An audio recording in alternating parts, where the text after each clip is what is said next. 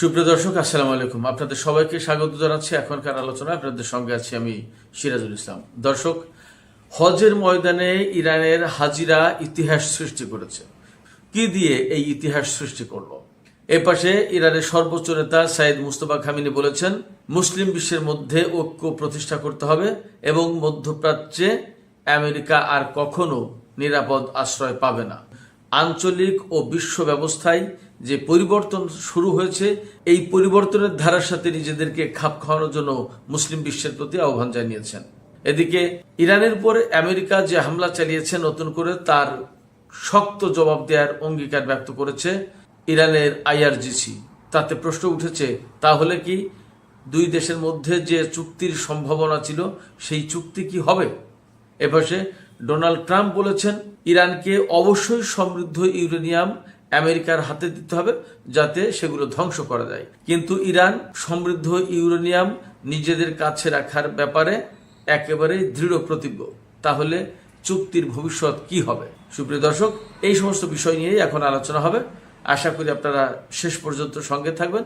আর এখনকার আলোচনা যদি ভালো লাগে তাহলে লাইক, কমেন্ট, শেয়ার করবেন এবং চ্যানেলটি সাবস্ক্রাইব করে সাথেই থাকবেন। দর্শক, চলুন মূল আলোচনায় চলে যাই। হজের ময়দানে ইরানের হাজিরা একটা নতুন ইতিহাস সৃষ্টি করেছেন। অবশ্যই এই ইতিহাস সৃষ্টির পেছনে আমি বলবো যে সৌদি আরবেরও কিছুটা অবদান আছে। আগে বলি ইতিহাস কিভাবে সৃষ্টি করেছে ইরানের হাজিরা। সেই ইতিহাস সৃষ্টি করেছেন এইভাবে, আজকে আরাফার ময়দানে অর্থাৎ হজের ময়দানে যে বিশাল জমায়েত ছিল, সেই জমায়েতে ইরানের হাজিরা আমেরিকা এবং ইসরায়েলের ধ্বংস কামনা করে স্লোগান দিয়েছেন।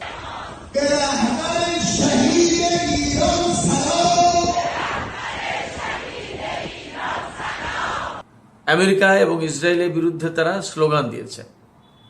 সুপ্রিয় দর্শক, আপনারা নিশ্চয়ই জানেন যে সৌদি আরবে হজের ময়দানে এই রকমের কোনো দেশের বিরুদ্ধে স্লোগান দেওয়ার কোনো প্রশ্নই ওঠে না। কোনোভাবেই এটা এলাও না, সৌদি পুলিশ এলাও করে না। কিন্তু মজার ব্যাপার হচ্ছে, এবার কিন্তু ইরানি হাজিদের এই বিষয়টা অনুমতি দিয়েছে, এলাও করেছে এবং ইরানের হাজি সাহেবানরা তারা কিন্তু আমেরিকা এবং ইসরায়েলের ধ্বংস কামনা করে স্লোগান দিয়েছেন।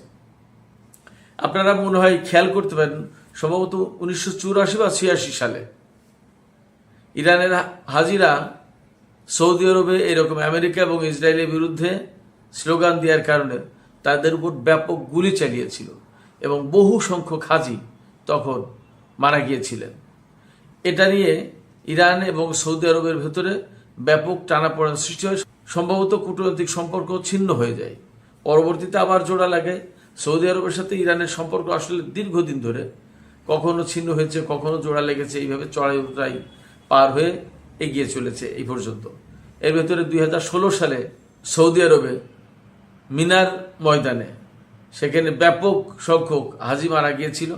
সেখানে ইরানের বহু সংখ্যক হাজি, সম্ভবত সবচেয়ে বেশি হাজি মারা গিয়েছিল ইরানের, এবং ইরান সরকার তখন সৌদি আরবকে পরিকল্পিতভাবে হত্যাকাণ্ড ঘটানোর জন্য দোষী সাব্যস্ত করেছিল। কিন্তু আজকে 2026 সালে এসে এই ঘটনার একটা পরিবর্তন হয়ে গেল। 2016 সালের পরে ইরানের সাথে সৌদি আরবের ব্যাপক সম্পর্কের অবনতি ঘটে এবং সৌদি আরবের একজন শিয়া আলেমকে মৃত্যুদণ্ড দেওয়ার কারণে ইরানের সাথে সৌদি আরবের সম্পর্কে মারাত্মক অবনতি ঘটে এবং এমনকি এক পর্যায়ে তেহরানের সৌদি দূতাবাস এবং সৌদি কনসুলেট অফিসে অগ্নিকাণ্ডের ঘটনায় সৌদি আরব ইরানের সাথে সম্পর্ক ছিন্ন করে। আবার এর কয়েক বছর পরে 2023 সালে সৌদি আরবের সাথে ইরানের সম্পর্ক আবার চালু হয়। চীনের মধ্যস্থতায় কূটনৈতিক সম্পর্ক প্রতিষ্ঠা হয়। এখন ইরানের সাথে সৌদি আরবের সম্পর্ক দিন দিন ভালো হচ্ছে।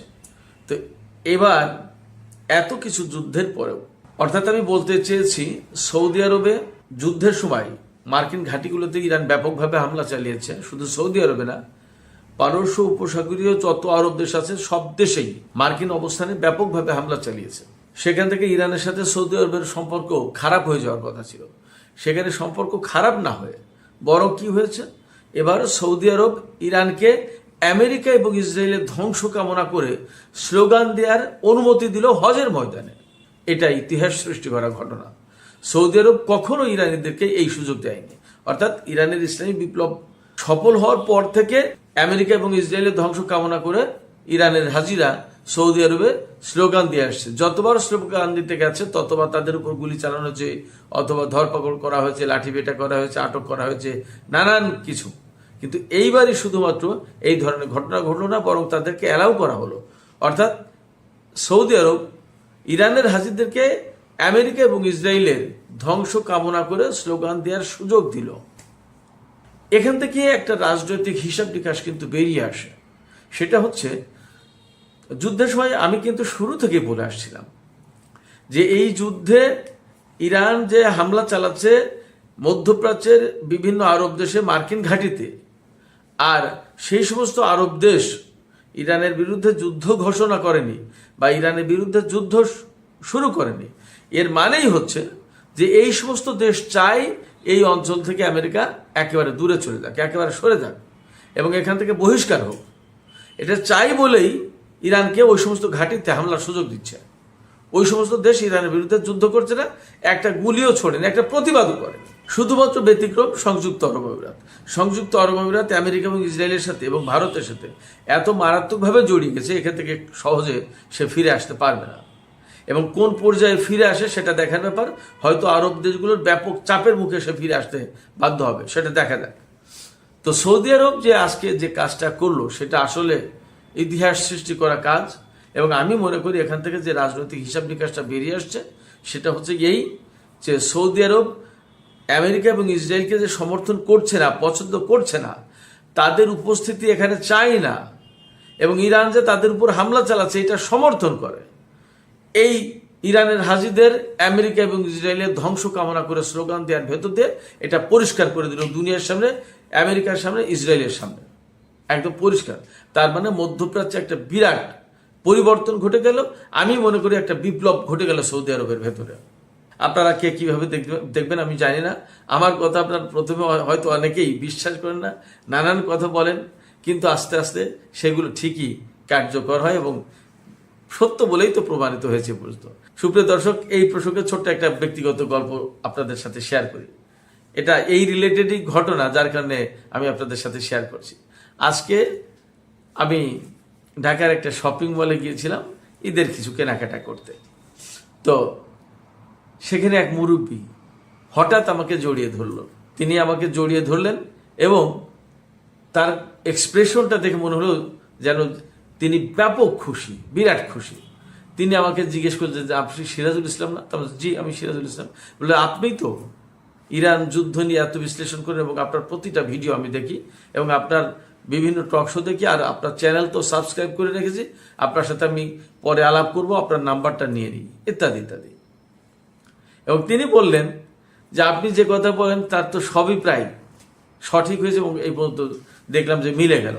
এই ভদ্রলোকের সাথে আলাপ শেষ করে বাজার কেনাকাটা প্রায় শেষ পর্যায়ে টাকা পয়সা দিয়ে মিটমাট করবো, এমন সময় ওখানকার একজন অফিসার, অর্থাৎ আমি যে শপিং মলে গিয়েছিলাম সেখানকার একজন অফিসার, তিনি আমাকে একদম স্যার স্যার বলে যথেষ্ট সমাদর করলেন এবং তিনি আমার যে ট্রলিটা, আমার যে কেনাকাটার যে পণ্যগুলো ছিল সব তিনি বললেন যে স্যার আমাকে যে ট্রলিগুলো আমি নিয়ে নিচ্ছি, আমি সব ঠিকঠাক করে দিচ্ছি, আপনার সমস্ত সব হিসাব নিকাশ, আর কিছু লাগবে কিনা এটা সেটা। এরপরে তিনিও টাকা পয়সা কাউন্ট করছে। এই ভাগে তিনি বলছেন, স্যার আপনি কি ইরান যুদ্ধ নিয়ে বিশ্লেষণ করেন না? আপনাকে তো দেখি মনে হয় আপনার, আমি কি ঠিক বলছি কিনা? অর্থাৎ তিনিও বললেন। আমি তাকেও বললাম যে হ্যাঁ আমি তো বিশ্লেষণ করি। তারপরে তিনি বললেন যে আমিও সাবস্ক্রাইব করে রেখেছি, আমি দেখি, অনেক কথাই বললেন এবং তার ফিলিংসটা ছিল এই যে আমার সাথে কথা বলতে পেরে তার খুব ভালো লাগছে। তিনি যাকে এতদিন দেখে আসছেন হয়তো মোবাইলের পর্দায় অথবা টেলিভিশনের পর্দায়, তাকে তিনি সরাসরি দেখছেন এবং কথা বলছেন। দর্শক, আমি এই গল্পটুকুর ভেতর দিয়ে যে কথা বলতে চেয়েছি সেটা হচ্ছে এই যে আমি যা বলে আসছি তা তো প্রায় মোটামুটি অনেক কিছু মিলে গেছে, সত্য বলেই তো অনেক কিছু প্রমাণ হয়েছে। যাই হোক, তো আমার কাছে মনে হয় আমি এতক্ষণ ধরে সৌদি আরবের ব্যাপার এবং ইরানের হাজিদের যে স্লোগান দেওয়ার ব্যাপারটা যেটা বিশ্লেষণ করলাম, আমার কাছে মনে হয় যে এটা সৌদি আরব অনেকটা পাল্টে গেছে, মধ্যপ্রাচ্যের পরিস্থিতি পাল্টে গেছে, সৌদি আরব সেটা মেনে নিয়েছে এবং ইরানের অবস্থানকে সমর্থন করছে এবং আমেরিকা আর ইসরায়েলের পক্ষে সৌদি আরব দাঁড়াতে চায় না, সেই মেসেজ হজের স্লোগান দেওয়ার সুযোগ দিয়ে, অর্থাৎ সৌদি যুবরাজ বা সৌদি সরকার ইরানিদেরকে সুযোগ দিয়ে আমেরিকা ইসরায়েলকে সেই মেসেজ দিলেন যে উই ডোন্ট সাপোর্ট ইউ। এই হজ প্রসঙ্গে ইরানের সর্বোচ্চ নেতা সবসময় বাণী দিয়ে থাকেন, হজ উপলক্ষে বিশেষ বাণী দিয়ে থাকেন।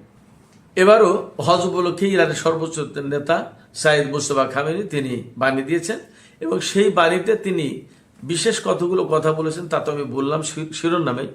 মুসলিম বিশ্বের ভেতরে ঐক্যের আহ্বান জানিয়েছেন। এরপরে মধ্যপ্রাচ্যে একটা বড় পরিবর্তন হয়ে যাচ্ছে, আঞ্চলিক পরিবর্তন হচ্ছে।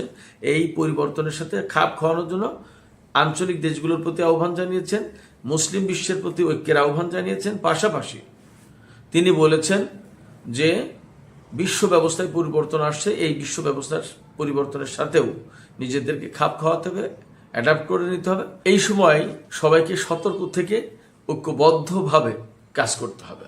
সর্বোচ্চ নেতা যে মুসলিম বিশ্বের প্রতি ঐক্যের আহ্বান জানিয়েছেন, আঞ্চলিক পরিবর্তন এবং বৈশ্বিক যে পরিবর্তন আসছে তার সাথে খাপ খাওয়ানোর জন্য মুসলমানদের প্রতি ঐক্যের আহ্বান জানিয়েছেন এবং দৃঢ়তার সাথে খাপ খাওয়ানোর জন্য চেষ্টা করার কথা বলেছেন। এটাও খুব গুরুত্বপূর্ণ। এটার সাথে কিন্তু প্রত্যেকটা মুসলিম দেশের অ্যাডজাস্ট করে নেওয়ার চেষ্টা করা এখনই দরকার এবং সঠিক পথ এবং মত বেছে নেওয়া দরকার, সঠিক কর্মকাণ্ড এবং কর্মসূচি বেছে নেওয়া দরকার, অ্যাডাপ্ট করা দরকার। এবার সেই ইরানের উপর গত রাতে বা ভোর রাতের দিকে আমেরিকা যে হামলা চালিয়েছে ইরানের দক্ষিণাঞ্চলে, বিশেষ করে বন্দর আব্বাসে এবং হরমুজ প্রণালী এলাকায়, তার প্রতিবাদে ইরানের সশস্ত্র বাহিনী, বিশেষ করে IRGC, তারা তো মার্কিন জাহাজ লক্ষ্য করে আরব সাগর এবং ওমান সাগরের দিকে থাকা মার্কিন জাহাজ লক্ষ্য করে ক্রুজ ক্ষেপণাস্ত্র হামলা করেছে এবং একটা ড্রোন ভূপাতিত করেছে। এছাড়া ইরানের আকাশে F-35 একটি বিমান ঢুকেছিল, সেটাকে লক্ষ্য করে ক্ষেপণাস্ত্র বা গুলি ছুড়েছে। এরপরে IRGCর পক্ষ থেকে পরিষ্কার করে বলা হয়েছে এই হামলার কড়া জবাব দেওয়া হবে, এটা অঙ্গীকার ব্যক্ত করা হয়েছে। তার মানে ধরে নিতে পারি আমরা যে আমেরিকা যে হামলা চালিয়েছে IRGC এর জবাব নিশ্চয়ই দেবে। এবং ইরানের যে জাতীয় নিরাপত্তা পরিষদ, এই জাতীয় নিরাপত্তা পরিষদের সচিব জুল কাদ্র, তিনি বলেছেন যে পিছু হটার কোনো সুযোগ নেই, আমেরিকার সাথে কোনো সুযোগ নেই, অর্থাৎ সামনে এগিয়ে যেতে হবে, তাতে যাই হোক না কেন। অর্থাৎ ইরানের স্বাধীনতার সার্বভৌমত্ব, সম্মান, তার মর্যাদা এবং ইতিহাস ঐতিহ্য, তার যে ভৌগোলিক সীমারেখা, এর কোনো ব্যাপারে ইরান কোনো আপোষ করবে না, এটাই তার বক্তব্যের মূল কথা। এদিকে মার্কিন পররাষ্ট্রমন্ত্রী মার্কো রুবিও গতকাল তো তিনি বলেছিলেন যে সোমবারের ভেতরেই একটা চুক্তির সম্ভাবনা রয়েছে, ইরান একটা চুক্তিতে হয়তো পৌঁছাবে। তিনি আজকে বলছেন যে হরমুজ প্রণালীর ঘটনার পরেও হয়তো কয়েকদিনের ভিতরে একটা চুক্তি সই হবে। আর ডোনাল্ড ট্রাম্প বলেছেন যে ইরানকে অবশ্যই তার সমৃদ্ধ ইউরেনিয়াম দিয়ে দিতে হবে এবং এই সমৃদ্ধ ইউরেনিয়াম আমেরিকায় নিয়ে সেগুলো ধ্বংস করবে। ইরান সবসময় বলে আসছে যে কোনো মতেই সমৃদ্ধ ইউরেনিয়াম দেওয়া হবে না এবং হরমুজ প্রণালী ম্যানেজমেন্টের দায়িত্বে ইরান এবং ওমান থাকবে, আমেরিকার এখানে কোনো ভূমিকা নেই এবং হরমুজ প্রণালী কখনো আগের মতো উন্মুক্ত করে দেওয়া হবে না। দুটো যে বিষয়, মূল বিষয়, সেই দুটো জায়গায় কিন্তু ইরান তার অবস্থানে অনড় আছে আর আমেরিকা তার মতো গান গেয়েই চলেছে। সেক্ষেত্রে চুক্তি হবে কি হবে না তা নিয়ে কিন্তু এখনো প্রশ্ন আছে। ইরান ইউরেনিয়াম দেবে না যে কারণে, সে কথা তো সবসময় বলেছে। আমি আবার আজকে আরেকটু বলি, সেটা হচ্ছে ইরান মনে করে ইরানের প্রতিটা ইঞ্চি মাটি যেমন প্রত্যেকটা ইরানি নাগরিকের কাছে তার দেশ, তার মাতৃভূমি এবং পবিত্র, তেমনি প্রতিটি ইউরেনিয়ামের কণা বা প্রতিটি ইউরেনিয়ামের ফোঁটা, যাই বলি না কেন, এক ফুটা ইউরেনিয়াম যদি হয় সেটাও ইরানের প্রতিটি নাগরিকের কাছে ইরানের মাটির মতো পবিত্র এবং ইরানের মাটির মতো দামি। অর্থাৎ সেটাকেই ইরানের সার্বভৌমত্ব এবং স্বাধীনতা বলে গণ্য করা হচ্ছে। ফলে এই স্বাধীনতা, এই সার্বভৌমত্ব, এই অধিকার কখনো আমেরিকার হাতে তুলে দেবে না। এবং ইরান তো বলেছে, বারবার বলছে যে তোমরা যে জিনিস যুদ্ধ করে নিতে পারোনি সেই জিনিস তুমি আশ্চর্যভাবে আলোচনার টেবিলে বসে চাও এবং আমি তোমার হাতে তুলে দেবো, এটা ভাবো কি করে? আশ্চর্য ব্যাপার। ফলে কোনো মতেই ইরান আমেরিকার হাতে সমৃদ্ধ ইউরেনিয়াম তুলে দিচ্ছে না এবং দেবে না, তাতে চুক্তি হোক আর না হোক। ইরানের একদম পরিষ্কার বক্তব্য, চুক্তির জন্য তো ইরান লালায়িত না, পাগল হয়ে যায়নি, এবং চুক্তির জন্য তো ইরান খোঁজাখুঁজি দৌড়াদৌড়ি করছে না। যদি আমেরিকাকে চুক্তি করতে হয় তাহলে ইরানের শর্ত মোতাবেক করতে হবে, অর্থাৎ ইরানের শর্ত পূরণ করে তারপরে। আর এই যে হরমুজ প্রণালীতে হামলা করলো নতুন করে, আবার এই হামলার প্রেক্ষাপটে আমেরিকা আবারও, তারা যে অবিশ্বস্ত, তারা যে কোনো আলোচনার পিঠে হঠাৎ করেই ছুরি মেরে বসতে পারে, আলোচনা যে তারা দীর্ঘদিন কন্টিনিউ করতে পারে এবং আলোচনার ভেতর যে কোনো মুহূর্তে যে কোনো ঘটনা ঘটিয়ে দিতে পারে, এইটা প্রমাণ করে দিল আমেরিকা আবার নতুন করে। ইরান যে কথা বারবার বলে আসছে, একেবারে সারা বিশ্বের চোখের সামনে আবার আমেরিকা তাই প্রমাণ করে দিল। সেক্ষেত্রে আসলে আমেরিকার সাথে ডিপ্লোমেসি চলে না, আর বিশেষ করে ডোনাল্ড ট্রাম্পের প্রশাসনের সময় একেবারেই না। সারা বিশ্বের মানুষ, সারা বিশ্বের বিশেষজ্ঞরা, সারা বিশ্বের বিশ্লেষকরা এইভাবেই বলছে, আমি তো বলি। এদিকে চীনের পক্ষ থেকেও একই কথা বলা হয়েছে এবং চীন বলেছে যে হরমুজ প্রণালীতে যে হামলা হয়েছে সেই হামলাটা হওয়া জরুরি ছিল না, এটা খুব খারাপ কাজ হয়েছে। তারপরেও দুই দেশের ভেতরে একটা চুক্তি হোক, সেই ব্যাপারে যাতে আলোচনা সামনে এগিয়ে যায় এবং চুক্তির ব্যাপারে যে অগ্রগতি হয়েছে সেই অগ্রগতি যাতে বাদ না দিয়ে যুদ্ধে যাতে লিপ্ত না হয় দুই দেশ, সেই আহ্বান জানিয়েছে চীন। চীনের পক্ষ থেকে বলা হয়েছে যে এই চুক্তির মধ্য দিয়ে বিশ্বের শান্তি এবং নিরাপত্তা ফিরে আসুক, স্থিতিশীলতা ফিরে আসুক, বেজিং সেটা প্রত্যাশা করে। এদিকে আজকে মার্কিন বাহিনী যখন ইরানের দক্ষিণাঞ্চলে হামলা চালিয়েছে, এরপর পরে কিন্তু আবার তেলের দাম বেড়ে গেছে। গত 2 সপ্তাহ ধরে তেলের দাম টুকটাক করে কমছিল, আজকে কিন্তু হামলা চালানোর পরে আবার তেলের দাম বেড়েছে। এই যে তেলের দাম বাড়ানো হলো এবং বিশ্বের অর্থনীতিকে আবার অস্থিতিশীল করলো, কে করলো? ইরান নাকি আমেরিকা? ইরান তো আমেরিকার সাথে চুক্তি করার জন্য, যেহেতু একটা আলোচনা চলছে এবং পাকিস্তান, তুরস্ক, সৌদি আরব, কাতার মিলে আমেরিকার প্রস্তাবগুলো ইরানের কাছে তুলে ধরছে এবং এটা নিয়ে একটা ওয়াইড রেঞ্জে আলোচনা হয়েছে এবং ডোনাল্ড ট্রাম্পের সাথে কথা হয়েছে এবং আমেরিকা সম্মতি দিয়েছে বলেই একটা ফ্রেমওয়ার্ক তৈরি করে একটা সমঝোতার কাছাকাছি পৌঁছেছে এবং বাকি কাজ সম্পন্ন করার চেষ্টা করা হচ্ছে। এই অবস্থায় এই যে আজকে আবার বিশ্বের তেলের দাম বা বিশ্ব অর্থনীতিকে অস্থিতিশীল করে তুললো, কে করলো? এর দায়িত্ব টাকার, ইরানের নাকি আমেরিকার? আপনারাই বলুন। ফলে একদম পরিষ্কার যে বিশ্ব শান্তির জন্য আসলে ইরান যে বারবার বলে যে আমেরিকা ভীষণভাবে হুমকি বিশ্ব শান্তির জন্য, এবং বিশ্ব শান্তির জন্য আমেরিকা প্রধান ঝুঁকি, প্রধান হুমকি, কথাটা তো আমি মনে করি যে খুব ভুল বলে না, মিথ্যা বলে না, তাই না? তো যাই হোক, সুপ্রিয় দর্শক, এখনকার আলোচনা এখানে শেষ করতে চাই। যাবার আগে আপনাদের কাছে জানতে চাই আপনাদের মতামত কি। এই যে হজের ময়দানে ইরানি হাজিদেরকে আমেরিকা এবং ইসরায়েল বিরোধী স্লোগান দেওয়ার সুযোগ দিল সৌদি আরব, এটা কি সৌদি আরব আসলে আমেরিকা এবং ইসরায়েলকে এই মেসেজ দিল কিনা যে আমরা আর তোমাদের এই অন্যায় অনাচারের পক্ষে নেই? সৌদি আরবে এই মেসেজ দিল কিনা যে ইসরায়েল তুমি হাত গোটাও, আমেরিকা তুমি হাত গুটিয়ে এখান থেকে চলে যাও, মধ্যপ্রাচ্যে তোমাদের থাকার প্রয়োজন নেই, আমরা থাকি, এইরকম মেসেজ দিল কিনা? কি মনে হয় আপনাদের? আপনাদের মতামত কমেন্টে জানিয়ে লিখতে পারেন। আর ভিডিও ভালো লাগলে আবারও বলি, লাইক কমেন্ট শেয়ার করবেন এবং চ্যানেলটি সাবস্ক্রাইব করে সাথেই থাকবেন। সুপ্রিয় দর্শক, আজকের আলোচনা এখানে শেষ করছি। আপনারা সবাই ভালো থাকুন। আল্লাহ হাফেজ।